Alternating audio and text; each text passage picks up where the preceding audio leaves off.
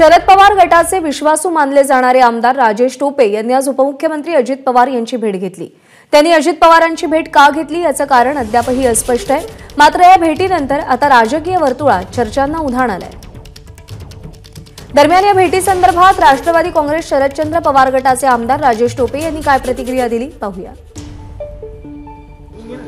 नाही, आम्ही ज्या अर्थी इथे दिसतोय त्या अर्थी मी मुक्कामी तिथे आलो होतो आणि मुक्काम केला आणि तिथून सकाळी निघालो। मुक्काम गेस्ट हाऊसलाच करण्याची व्यवस्था शासनाने सगळ्या आमदारांना केलेली, त्यामुळे तिथे होतो। दादांच्या कदाचित रोजच्या सवयीप्रमाणे किंवा त्यांच्या कामाच्या पद्धतीप्रमाणे सकाळी ते आले असतील।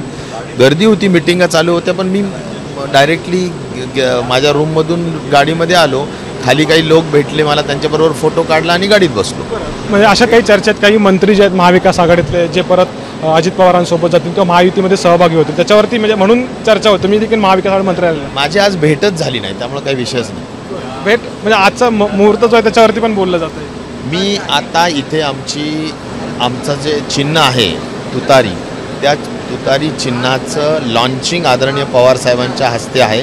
त्यामुळे आम्ही सगळेजण आता रायगडला आहोत। सुप्रियाताई, मी, अमोल कोल्हे एका हेलिकॉप्टरमध्ये आता इथे आलेलो आहोत आणि म्हणून पुण्यावरून आम्ही हेलिकॉप्टरने इथे यायचं होतं म्हणून मुक्कामी पुण्याला आलेलो होतो।